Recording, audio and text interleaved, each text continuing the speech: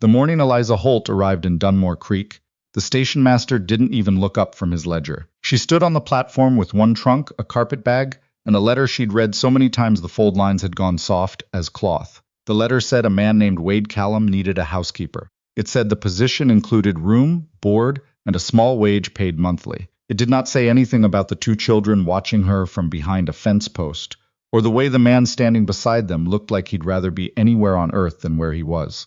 Eliza had come from Thunder Bay with $43, a dead mother's rosary, and no better options. She did not let herself think about that too hard. Wade Callum was taller than she expected, broad through the chest and shoulders in the way that came from actual labor rather than vanity. He wore a canvas coat that had been mended at the left elbow twice, maybe 3 times, and his hat had the particular slant of something shaped by wind rather than fashion. When he finally looked at her, his eyes were the color of a November sky. Not gray exactly, but the kind of washed-out blue that had forgotten warmth. Miss Holt. Not a question. Mr. Callum. She matched his register, flat and practical. He picked up her trunk without asking. That was the whole greeting. The children followed at a distance. The girl was maybe 9, dark-eyed and wary. The boy was younger, 5 or 6, and he had a smear of something on his chin that had been there long enough to crust. Eliza did not comment on it. She had not come to judge the state of things. She had come because the state of her own life had run out of road. The ride to the Callum property took 40 minutes in a wagon that needed new springs and had probably needed them for 2 years.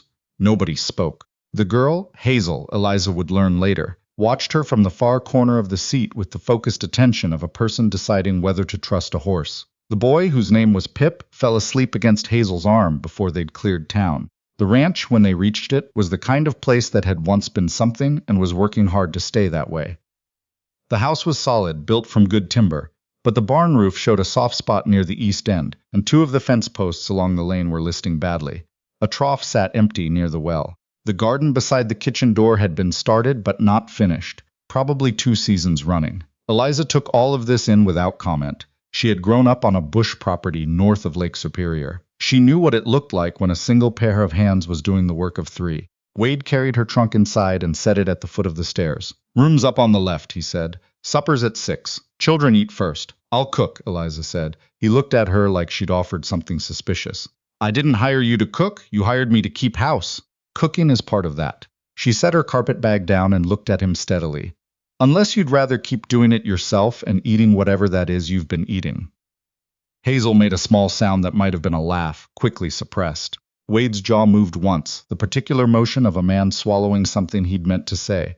6 o'clock, he said, and went back outside. Eliza found the kitchen in the condition she'd expected. Not dirty exactly, but hollow. A man keeping himself alive rather than living. Salt pork in the cold box, dried beans in a sack, hardtack beside the stove. A cast-iron pan that hadn't been properly seasoned in months. She made do. She always made do. That first supper was bread she baked fast, bean soup with the salt pork, and dried apples she found in a crock at the back of the pantry. Pip ate 3 bowls and fell asleep in his chair before Eliza could stop him. Hazel ate carefully, watching Eliza the whole time with those dark, cataloging eyes. Wade ate without speaking. When he finished, he said, "It's good," in a tone that made it sound like an accusation. She said, "Thank you," and cleared the dishes. The first week settled into routine the way water settles into low ground, finding its shape without anyone deciding it. Eliza cooked and cleaned and repaired the 3 shirts she found in Wade's mending pile, and watched the way the Callum household breathed.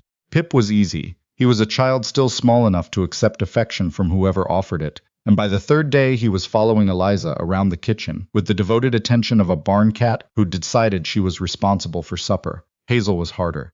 The girl was not unkind, but she had the particular caution of someone who had lost something and was not prepared to lose anything else. Eliza understood that. She didn't push. Wade himself was the question she turned over every night before she slept. He was not cruel. He did not drink. He worked from before dawn until after dark, and he never once asked Eliza to do anything she hadn't already done. But there was something closed in him, something fastened down the way a window gets fastened in October, against what's coming. The town of Dunmore Creek she saw once that first week when Wade took her along to get supplies. She noticed the way people looked at them. Not unkindly, but with the specific attention of a small community adjusting to new information. She heard her name passed between 2 women outside the dry goods store and pretended she hadn't.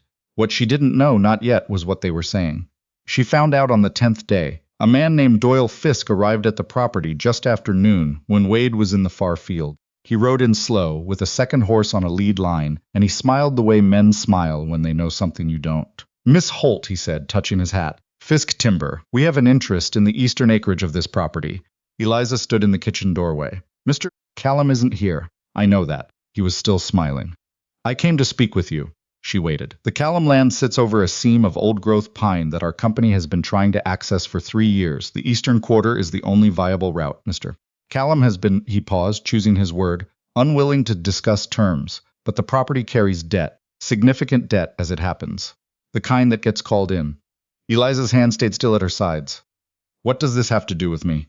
We understand you hold a certain arrangement with Mr. Callum. We'd like to make you a more comfortable one. He named a figure. It was more money than Eliza had ever seen at once. You'd need to do very little. Simply encourage him to reconsider, or, if you prefer, leave.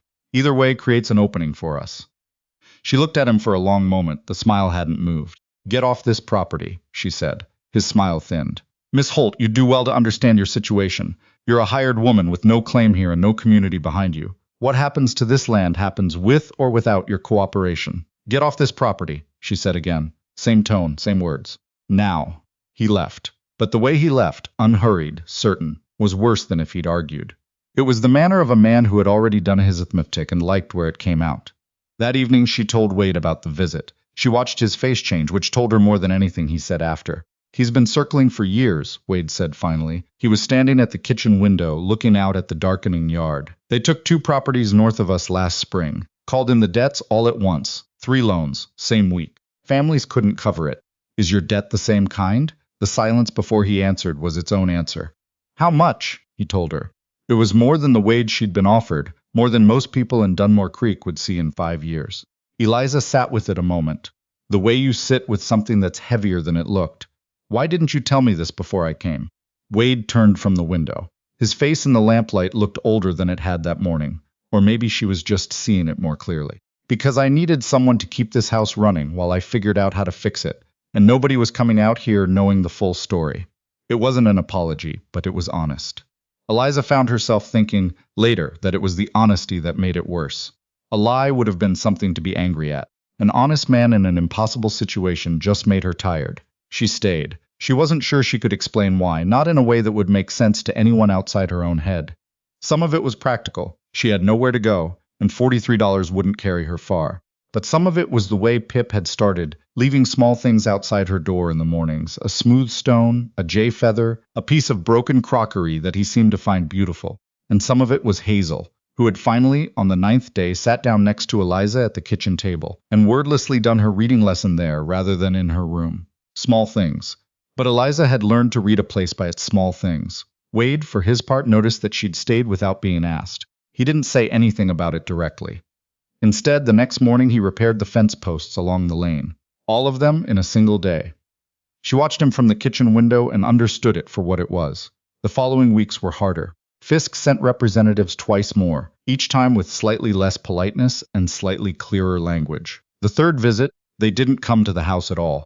Just rode the boundary of the eastern acreage slowly enough that it was visible from the kitchen.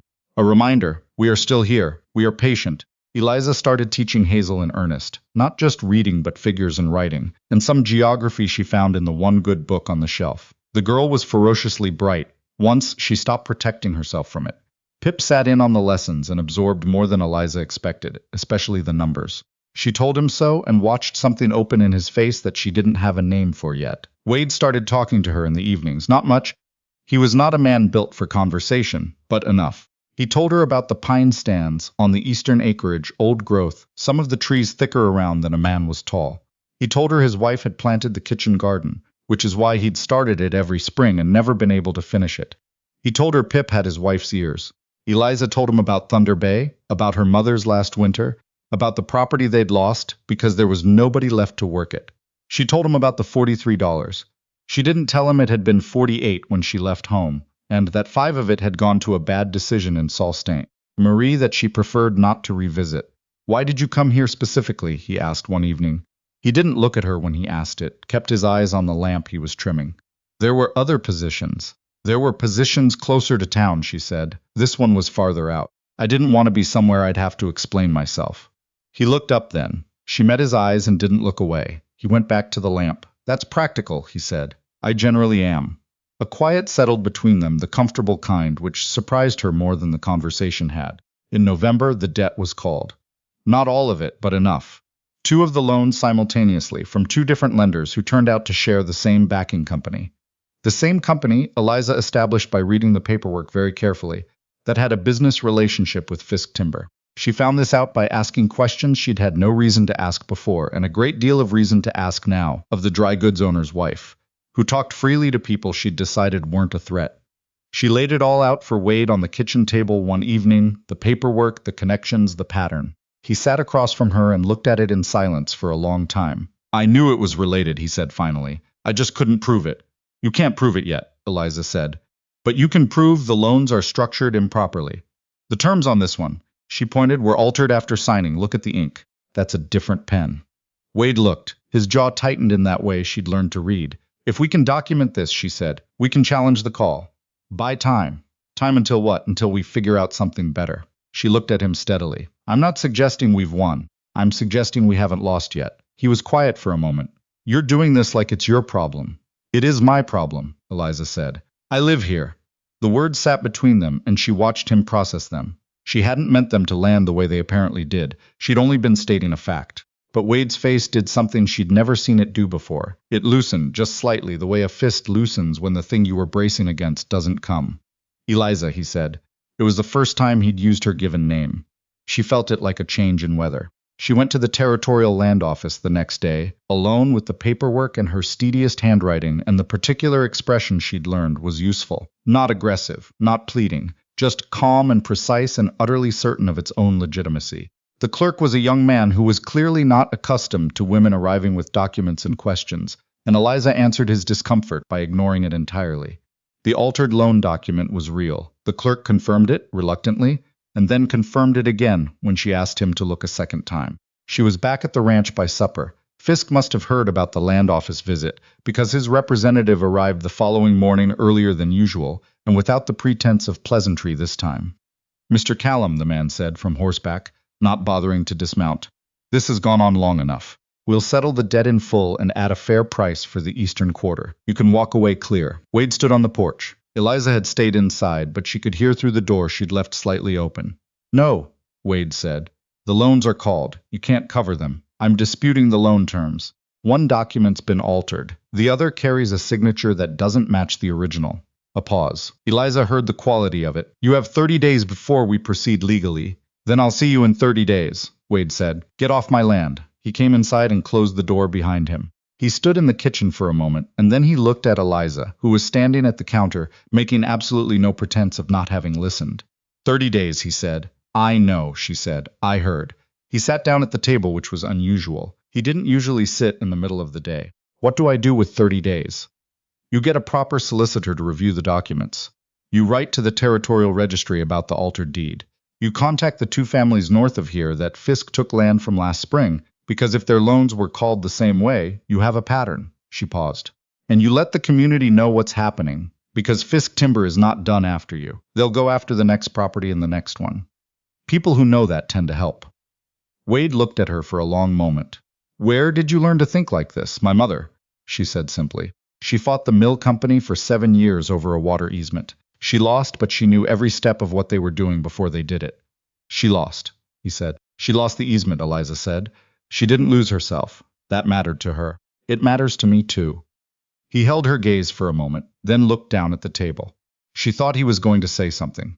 Instead, he stood and went back outside. She stood there in the kitchen, listening to his boots on the porch, and told herself that practical was enough. That she was here for a wage and a room and a reason to be somewhere, and that she had done what she'd come to do.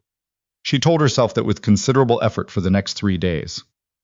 Hazel was the one who broke the surface of it, the way children do, without realizing the thing they were doing. She came into the kitchen one afternoon while Eliza was mending and sat down across from her and said, Are you going to stay? I'm here now, Eliza said, which was not an answer. I know, Hazel said. That's why I'm asking. Her dark eyes held that same focused appraisal she'd brought to everything since the first day. Because you don't seem like someone who does things without deciding to. Eliza set the mending down. What makes you think I haven't decided? Because you haven't fixed the thing with the loose board on the stairs. Hazel said, and you fix everything else. So either you don't know about it, which seems unlikely, or you haven't decided if you're staying long enough to bother. Eliza looked at the girl for a long moment, then stood up, got the small hammer from the drawer by the back door, and went to fix the loose board on the stairs.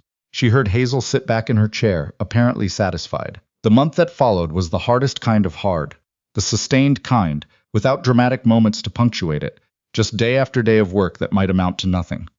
Wade rode to every neighboring property within a day's distance. Eliza wrote letters to the territorial registry, to a solicitor in Edmonton she'd found the name of through the dry goods owner's wife, to the land records office, careful letters that said what they needed to say in the precise language those offices required.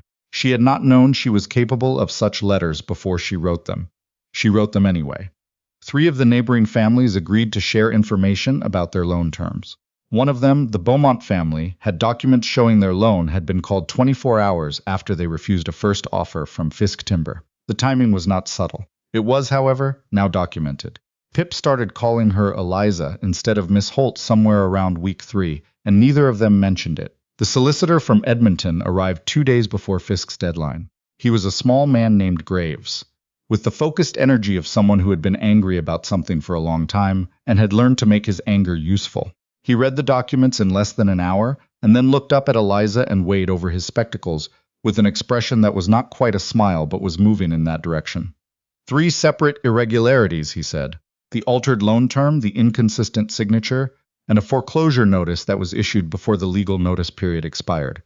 On their own, any one of these might be explained away. Together they establish a pattern that would interest a federal court quite a lot. Can we stop the debt call? Wade asked. I can file for a temporary stay within the week. That buys you 60 days minimum, probably more. Graves set the papers down. I'll also be reaching out to a colleague who handles forestry rights disputes. The pine on your eastern acreage may be subject to a heritage classification. There's legislation that protects stands of old-growth timber from private acquisition. If that classification applies, Fisk Timber's entire argument for wanting this land collapses. Wade sat very still. He did that when something moved him that he hadn't expected. Eliza felt something in her chest ease, just slightly, like a knot releasing one thread at a time. There's something else, Graves said, and his tone shifted, becoming careful in a way it hadn't been before. He looked at Wade.